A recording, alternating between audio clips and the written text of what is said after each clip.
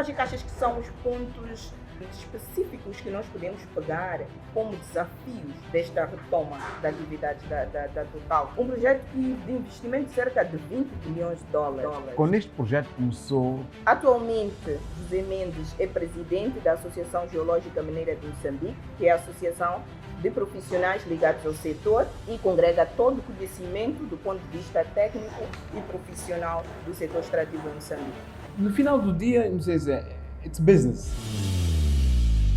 Quando falo de custos, não quero me focar apenas nos 4,5 bilhões de dólares, mas no geral, conseguimos, com o contrato que temos, exprimir tudo o que é possível exprimir. É verdade que muito desse dinheiro não vai ser pago diretamente a entidades que operam no nosso país. Nós, pessoas no geral da sociedade civil, o que é que podemos fazer para pressionar de alguma forma para que as instituições relevantes possam dar dianteira nesse assunto? Primeiro começar por fazer... Bem-vindos ao Oil, Gas and Mining Easy Talk. Comigo, Inocência Mapis, e o meu ilustre convidado, José Mendes. José, bem-vindo. Obrigado, Inocência, pelo convite. É um prazer estar aqui contigo. Eu penso que o país já conhece o José Mendes, mas, no entanto, eu vou trazer aqui alguns pontos, alguma informação assim, um pouco mais específica sobre quem é o José Mendes. Sei que tem muito background social, formou-se na área de Geologia e Engenharia Civil, trabalhou em empresas de relevância no setor petrolífero em Moçambique, também foi vice-presidente na CTA para a área de extrativas. Atualmente, José Mendes é presidente da Associação Geológica Mineira de Moçambique, que é a associação de profissionais ligados ao setor e congrega todo o conhecimento do ponto de vista técnico e profissional do setor extrativo em Moçambique. Vamos começar a nossa conversa, José, que se pretende que seja uma conversa leve, acessível, tanto para quem faz parte do setor, mas também para quem não faça. O objetivo final é talvez conseguirmos influenciar jovens e também os que não são jovens, mas que não fazem parte deste setor, a aderir de alguma forma ao setor extrativo e petrolífero em específico no nosso país.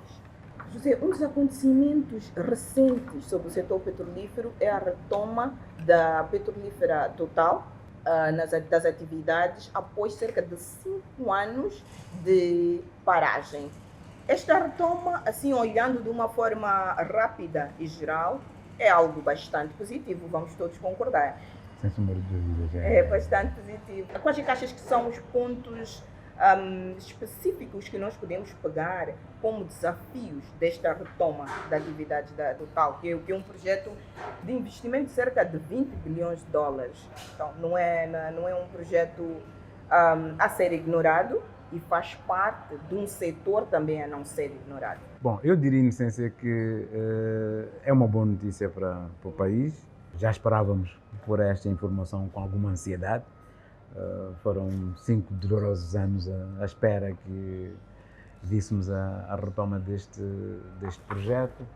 Todos conhecemos o poder transformacional que ele tem. E é um projeto que tem um potencial enorme para ter uma ligação direta com a economia, né? O nível de impacto que ele tem a nível de construção de infraestruturas, a nível de melhoramento social, a nível de crescimento e desenvolvimento do local, portanto, onde o investimento ocorre, portanto, não tem qualquer nível de paralelismo. Portanto, este projeto tem uma magnitude, portanto, dimensional 3 vezes maior que os projetos offshore, e tem o impacto consequente desse investimento. É verdade que muito desse dinheiro não vai ser pago diretamente a entidades que operam no nosso país, mas tem uma boa franja de dinheiro que vai ser gasto no país e as infraestruturas vão ser colocadas e isso tem implicações e consequências, né? Vai ser um polo de atração de pessoas pelos postos de trabalho e em função disso há necessidade de todo o desenvolvimento a isso associado, né? Concentração de pessoas vai significar infraestruturas para acesso ao local, portanto vai significar escolas, hospitais, portanto o potencial de desenvolvimento para aquela área é enorme. Só para contextualizar um pouco, o José estava a trazer aqui o facto de que este projeto é cerca de 1/3 dos projetos da Bacia de Rovuma, incluindo o projeto Coral Norte, que é o mais recente, que está na fase do planeamento. É um setor que está a apresentar um crescimento positivo. Se formos olhar para dados do ano passado, é um setor que apresentou um crescimento médio trimestral de cerca de 5,5%. E foi o único setor que apresentou este crescimento. Os outros setores apresentaram crescimento mais baixo, incluindo o setor da construção, que é um setor bastante promissor na nossa economia, apresentou um crescimento negativo. Significa que não houve crescimento no setor da construção. Este é um setor que está a apresentar algum desenvolvimento positivo e, em termos de receita, também contribui de forma significativa, diria eu. Se pegarmos nos dados, estamos a falar em cerca de 23% da receita total do setor de energia vem do setor petrolífero. E este setor petrolífero é grandemente representado pelos 4 projetos da Bacia do Rovuma, dos quais o projeto total Rovuma tem um peso bem maior. Então não são projetos a serem ignorados. Não tem como. Portanto, é só olharmos para o nível de investimento, né? Estamos a falar de cerca de 20 bilhões de dólares neste projeto, portanto, um pouco mais, 23 bilhões de dólares neste projeto da Total. E quase 8 bilhões de dólares no projeto do Coral Norte. Portanto, estamos a falar de mais do que 30 bilhões de dólares em 3, 4 anos de investimento aqui no país. Mas, como eu dizia, muito desse dinheiro não é efetivamente para o tecido empresarial nacional. Portanto, nós estamos a olhar mais para o que vem a isso associado, então, que é o desenvolvimento de infraestruturas, as oportunidades de negócio que com isso surgirão e as oportunidades de emprego que estarão associadas a isso, por isso falava do impacto na economia real. Quando este projeto começou, a natureza era totalmente distinta daquela que existe hoje, portanto, por causa da questão de segurança, portanto, qualquer pessoa tinha acesso, digamos, entre aspas, facilitado à FUNGI, onde o projeto vai ser materializado, e hoje o cenário é totalmente diferente, portanto, qualquer pessoa podia ir pegar numa motorizada, um carro, dar uma volta à FUNGI. Hoje as coisas não mudaram completamente. Como é que este projeto vai ser desenvolvido e qual é que é a filosofia que o governo vai implementar ou acordar com os operadores para permitir que ele de facto tenha uma abertura um pouco mais ampla e que efetivamente beneficie de forma notável aquelas comunidades, aquele local. Não beneficia unicamente tanto daquilo que é a responsabilidade social corporativa e o ESG, mas que efetivamente haja oportunidades para crescer, desenvolver e fazer daquilo uma grande cidade, tal como aconteceu com Joanesburgo quando foi na altura do boom do ouro, né? É isto que a gente espera que aconteça. Como é que o governo vai garantir que não é o perímetro da FUNGI apenas que está seguro, mas portanto todas as áreas em redor, e que haja livre circulação para permitir este desenvolvimento, né? Seria opcional, portanto, levar a pedra para a FUNGI de caminhão, vindo de Moeda. É bem mais prático, teríamos uma circulação muito mais acentuada e tinha um impacto mais direto na economia, né? Vou dizer, tem impactado negativamente não só na vida das pessoas, na circulação de pessoas e bens, mas também para as próprias empresas. No ano passado, algumas empresas, incluindo a Total, perdeu provável financiamento por parte de alguns países, que são os principais players também no setor. Então, vocês terem noção destes custos também. Sim. No final do dia, não sei se it's business, né? Para eles. Eles têm uma expectativa de rendimento que vão ter e vão de buscar isso de qualquer das formas, né? É verdade que, para além de que a Total tem tanto capital mesmo para cobrir isso, se calhar a nossa NH tenha alguma dificuldade em poder reagir com a sua porção em tempo útil, porque agora também ela não é mais carregada, portanto a operação já começou, portanto a NH tem que entrar com dinheiro, mas acho que o governo tem consciência disso e encontrará uma solução. Daí todo o interesse da Total em operacionalizar isso. Portanto, eles não têm o financiamento destas duas entidades, portanto do Reino Unido e da Holanda, mas não creio que isso seja seja problema, tanto mais que ontem já anunciaram a retoma do projeto, significa que há dinheiro que está a vir de algum sítio para cobrir esse custo. Sabemos aqueles que têm um impacto direto para a receita fiscal. Mas vai ser interessante ver como é que vai-se fazer com a alocação do gás doméstico, como é que isto vai depois induzir a industrialização, como é que se vai acessar esse LNG, porque é LNG no final do dia que sai, né? Portanto, é verdade que vem em forma de gás natural. O que é que está definido se antes de entrar para a transformação, se vai haver tanto os canais para a alocação, tanto dos 25% de gás doméstico para o país inteiro. Então, acho que é nesta vertente que nós, como moçambicanos e como empresários, temos que começar a olhar e a induzir o governo a... O que é que temos que fazer? O governo com a sociedade civil, os empresários, o que é que tem que ser feito? Onde é que nós podemos unir as nossas forças para garantir? Esta plataforma é um dos meios, porque estas são as perguntas que nós temos que começar a fazer. Ok, o projeto vai ter a retoma, vai produzir, portanto, os quase 13 milhões de toneladas de LNG, há 25% de gás doméstico, é o que a lei diz.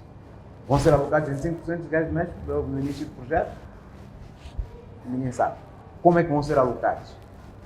Vai ser em forma de LNG ou vai ser em forma de gás natural? Quais as infraestruturas para receber? Então, isto é o que interessa a nós. Portanto, o projeto já começou e este processo de investimento ajusante já não é responsabilidade da Total. Portanto, o gás está aqui, quem vai fazer a toma tem que se preparar para a toma. Então, quais são os projetos que existem para a toma desse gás? Em tempos, pronto, havia um projeto para a produção de amônia, um para fertilizantes, outro para combustíveis líquidos e para energia. Com este lapso de tempo, não sei se os mesmos projetos continuam a vigorar, se os conceitos são os mesmos e que quantidade destes 25% é que esses projetos levam para saber qual é o diferencial que sobra, que pode, portanto, gerar depois projetos adicionais.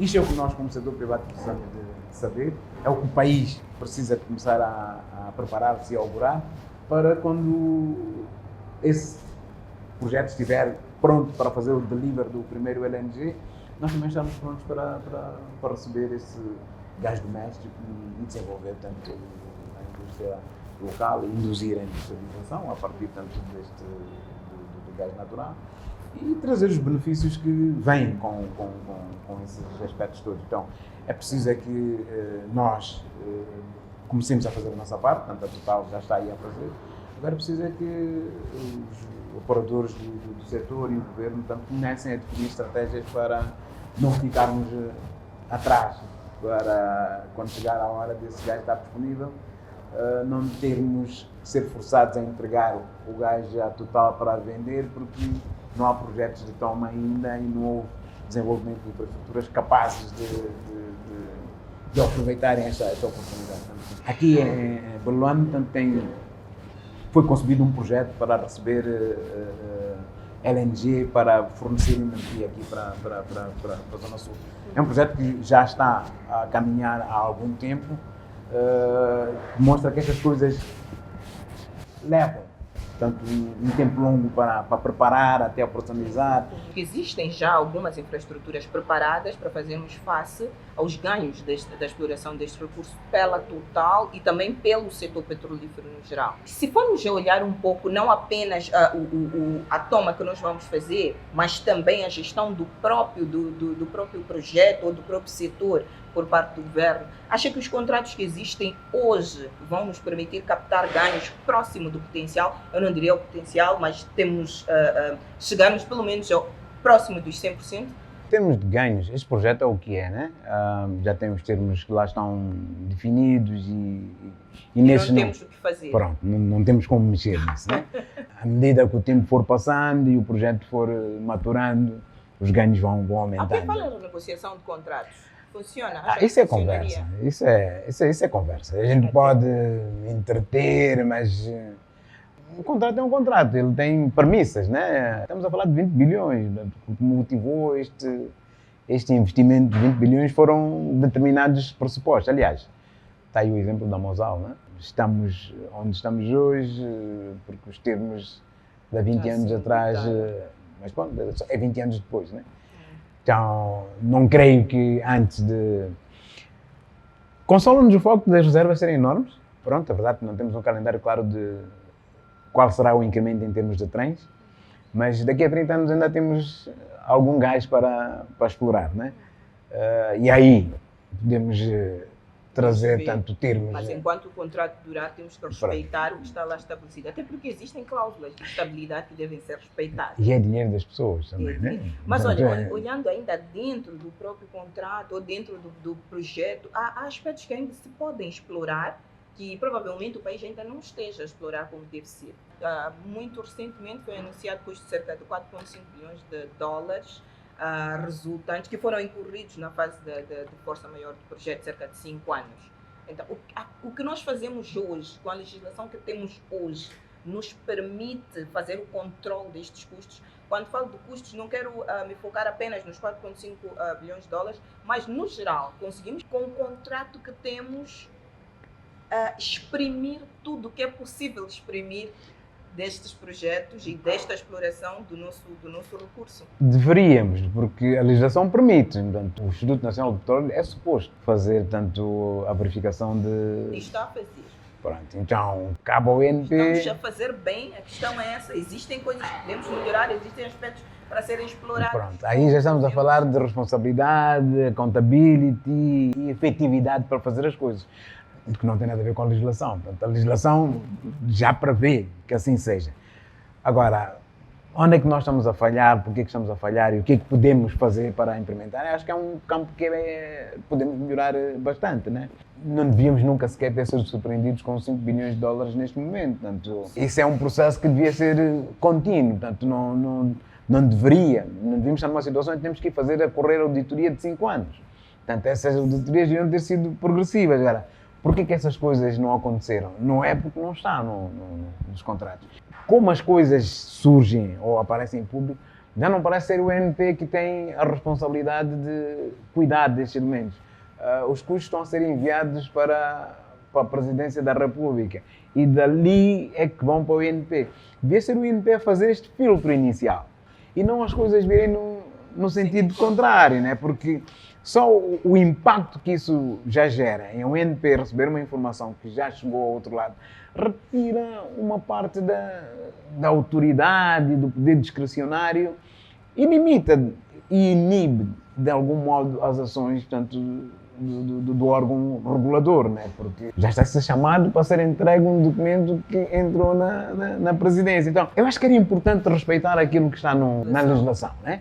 Portanto, é o regulador que tem que receber esses elementos, que seja então o INP a levar os documentos filtrados, não o Presidente ou o Tribunal Administrativo a dizer tanto que, pronto, quer muito cuidado, quer responsabilidade. Então, acho que estas questões nós atropelarmos o que escrevermos, né?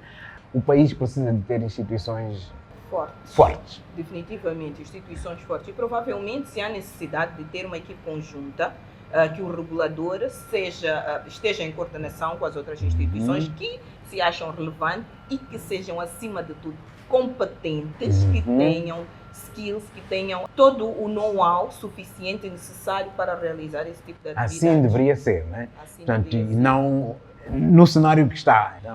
Então, ali estamos a entrar um pouco no caminho dos riscos do setor, de alguma forma, assim, olhando para o setor petrolífero e hidrocarbonetos no geral.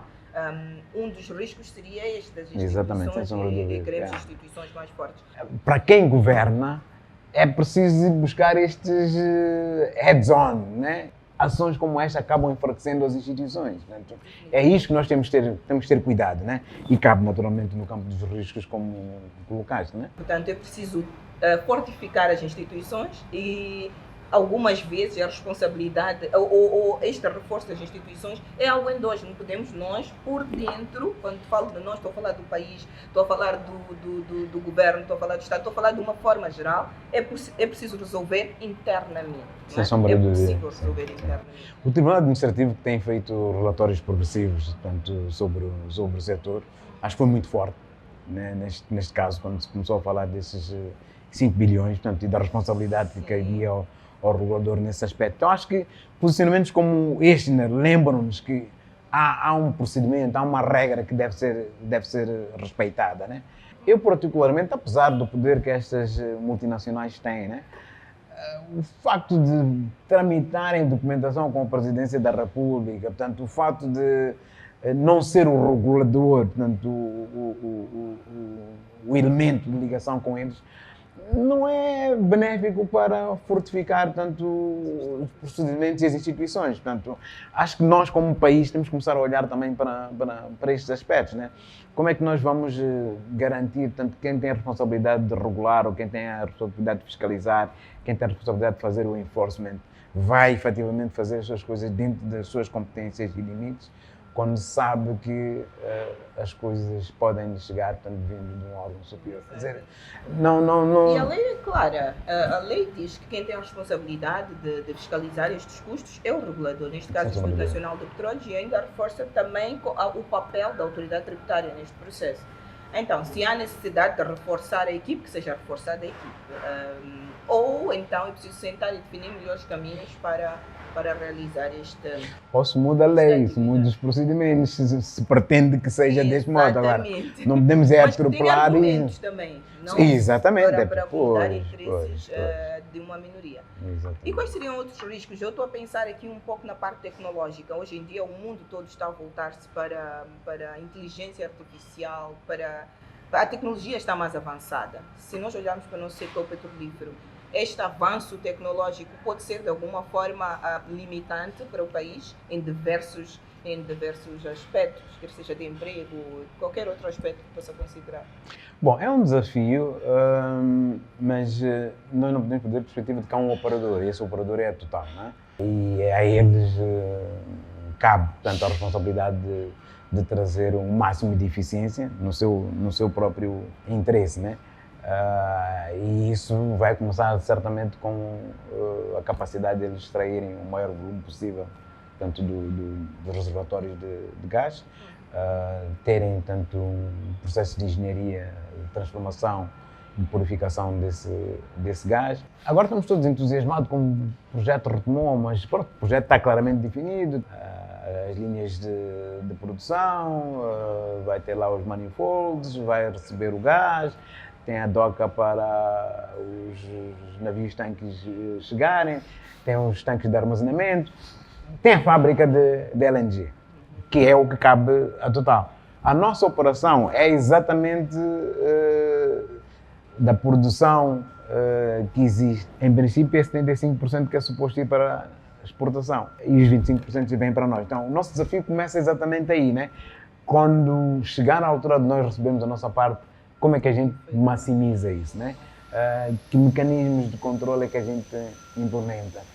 Como é que nós, tanto transformamos o nosso conhecimento da melhor forma para colhermos, tanto o máximo destes produtos? Temos o LNG, mas temos uma parte de condensado também, né? O que é que a gente faz, portanto, com essa... É verdade, tanto que eles acabam por liquefazer, portanto, o gás natural, mas pronto, tem a parte com os componentes mais pesados, né? Como é que a gente faz proveito disso? Que indústrias é que a gente pode, portanto, trazer, portanto, a jusante em consequência desses elementos? E sairmos um bocadinho destes conceitos só do extrativismo para a exportação, né? Portanto, aproveitarmos aquilo que são os nossos recursos para poder produzir aqui, né? Apesar de que é preciso também fazer o controle de 75% para a exportação. Pronto, é preciso garantir que efetivamente nós saibamos quanto é que está a ser exportado. Isso não é um desafio que vai iniciar com projetos que ainda não estão na fase de desenvolvimento, porque já temos projetos que estão a ocorrer há algum tempo, diga-se. Então é preciso já garantir. Do coral, do campo de coral, né? Exatamente, o projeto da Sasol. Também temos o projeto da Sasol, exatamente. É preciso aprender um pouco com a experiência, melhorar a técnica, melhorar a capacidade técnica, inclusive. E fazer o enforcement, né? Portanto, acho que acima de tudo é isso. Infelizmente, isso é um campo onde nós estamos muito fragilizados, né? O país perde muito dinheiro com isso, né? Falando do setor mineiro, a gente perde fortunas e fortunas com as areias pesadas, né? Portanto, areias pesadas é uma amálgama de minérios, né? Mas nós só classificamos essencialmente 3 daqueles minérios que são os que aparecem em maior volume. Não que não haja amostragem, não que haja laboratórios, não que não haja conhecimento para fazer-se isso. Mas algumas vezes é realmente falta de vontade de fazer esse controle. Mas o país perde centenas de milhões de dólares com isso, né? Nós só exportamos ilmenite, rútil e zircão, basicamente, nas areias pesadas. Mas temos lá granada, temos ouro, temos tantalite, uma série de outros minérios. São em volumes bem mais pequenos, mas que têm um valor comercial muito mais alto. Ora, por que a gente não faz isso? Portanto, são estes elementos, né? Não é o que é que se pode fazer para pressionarmos para que estes minérios também sejam contabilizados? Outra vez, é preciso instituições fortes, né? É preciso que quem tem a responsabilidade de gerir estes aspectos, controlar estes elementos, faça efetivamente o seu papel. Então é preciso que haja ação. Nós, pessoas no geral da sociedade civil, o que é que podemos fazer para pressionar de alguma forma para que as instituições relevantes possam dar dianteira nesse assunto? Primeiro começar por fazer essas instituições relevantes que mencionaste estarem dispostas a ouvir. Como se faz isso? Acho talks como este, né? Estar sempre disponível, portanto, em canais que possam trazer este nível de conhecimento. E forçar depois aos reguladores, aos legisladores, às entidades que têm a responsabilidade de controlar esses aspectos para serem held accountable, não é? E perguntá-los, né? Por que o Instituto Nacional de Minas, por exemplo, não tem a amostragem do produto que sai das diferentes minas de areias pesadas? Pelo menos publicamente, não uma informação pública que diga que o Instituto Nacional de Minas tem as amostragens. A instituição pode já ter realizado uma determinada atividade, como por exemplo ter uma amostra consigo e realizar testes destas amostras, e outro fator é comunicar, é manter esse tipo de gestão transparente, através do website, através de outras fontes, outros meios que se podem usar para comunicar, porque trata-se de recursos que no final do dia pertencem a todos nós e são esgotáveis. Porque pode surgir a questão de por que tanto barulho no setor petrolífero e no setor mineiro e não fazemos o mesmo barulho, por exemplo, na agricultura? Porque são recursos esgotáveis, temos pouco tempo para explorá-los e a exploração é bastante prejudicial para o ambiente em que está a ser realizado. Os benefícios da exploração destes recursos devem se espalhar não só para um determinado grupo de pessoas, mas para todo o país e considerando não apenas a nossa geração, mas também a geração vindoura. Então, é preciso comunicar também. Sem sombra de dúvida, e é crucial isso, né? Porque o fluxo ilícito que nós temos de recursos e de capitais por consequência deste é impressionante, né? Estive a ler um relatório do Banco Africano que falava de números astronómicos a nível do continente, portanto, né? Cerca de 120 bilhões de dólares que se perdem com este fluxo ilícito, né? É muito dinheiro e é triste, inclusive, né, que a gente não esteja a fazê-lo, né? Os operadores têm a obrigatoriedade de deixar um pile lá para o Instituto Nacional de Minas fazer a sua verificação. E está lá, né? Quando foram introduzidos os preços de referência, os ganhos do governo saltaram cerca de 10 vezes mais. Portanto, os operadores estavam num cenário em que eles é que ditam sozinhos o que é que estão a exportar. Nós temos que passar disto aqui, né? Já passa muito tempo. Não podemos continuar. Uma fase em que nós é que detemos os números do volume de produção. A informação tem que ser pertença de Moçambique também. Isso significa trabalhar em conjunto com eles. Exatamente. Significa estar presente no ponto de exportação, estar presente no ponto da retirada do produto, ir lá fazer as verificações, ter os laboratórios para verificar e controlar continuamente, né? Mas, uma vez mais, isto não é que não se saiba, né? Acaba sendo inaptidão, né, de fazer as coisas porque induzida por fatores que não são do interesse nacional. tem que garantir dinheiro que vem de certas fontes, mas quando se estão a perder para milhões e milhões aí em projetos diversos que a gente tem. E hoje em dia é possível começar já. Nós já temos um instrumento que nos permite verificar a receita da exploração dos recursos de forma isolada, que é o Fundo Soberano. Podemos usar o Fundo Soberano para financiar atividades que garantam sustentabilidade e aumento da receita do próprio setor. Sem sombra de dúvida. É preciso que haja intenção. Agora está-se a fazer a revisão da legislação mineira e petrolífera e está-se a eliminar a autoridade da indústria extrativa. Portanto, esta era uma entidade que tinha este propósito, né? Temos uma revisão da legislação que está a querer eliminar uma entidade, né? Que tinha a responsabilidade de fazer este enforcement. E quando nós já chegamos à conclusão que precisamos de fortificar instituições. Eu acho que estas são as coisas que o governo tem que olhar com mais acuidade, né? Porque pode ir buscar aí muita receita que vai permitir financiar todas as suas obrigações e o contrato social que tem para connosco, com um desenvolvimento muito mais sustentável para todos nós. Como é que os jovens, em especial, mas qualquer um que queira fazer parte do setor, como é que a pessoa pode fazer, ou o que é que pode fazer, quais são os canais que pode usar para participar do setor? O foco é voltar novamente para a Total. Então, consultar o site da Total, portanto, é um must neste momento. O regulador, que é o Instituto Nacional de Petróleo, também há de certamente ter informação ali disponível. E depois temos a Empresa Nacional de Hidrocarbonetos, portanto, que é o representante de todos nós nestes projetos, que é suposto fazer o acompanhamento e gerar, portanto, oportunidades a jusante, quer em termos de oportunidades de serviço, quer em termos de emprego. Queremos que este projeto, realizado em terra, tenha o impacto, tanto projetado inicialmente. Acho que o Governo também tem certamente noção destes desafios e, portanto, estamos aqui à espera de ver o que é que virá a seguir e prontos para aproveitar as oportunidades. Para os mais novos, portanto, é estarem atentos ao que vem aí. Portanto, este projeto da Total, ao recomeçar, portanto, é um indicador notável para que o projeto da ExxonMobil na área 4 também siga em frente. Se tivermos, portanto, os dois projetos a ocorrerem, certamente um momento para o país crescer e começamos a ver índices de desenvolvimento bem mais acentuados e começarmos a reduzir os níveis de pobreza e termos os 10% que são supostos ir para o desenvolvimento local a realmente fazerem impacto nas comunidades. Definitivamente há oportunidades nesse setor, é preciso explorar os canais de oportunidade. O José mencionou aqui mais de 3 formas que nós podemos usar para aceder a essas oportunidades, então vamos explorá-los. José, muito obrigada por estrear conosco este Oil, Gas and Mining Easy Talk.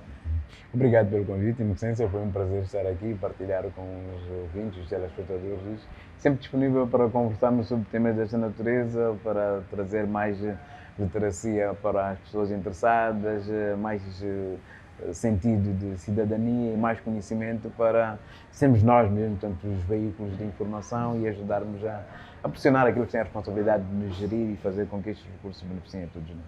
Obrigadíssima.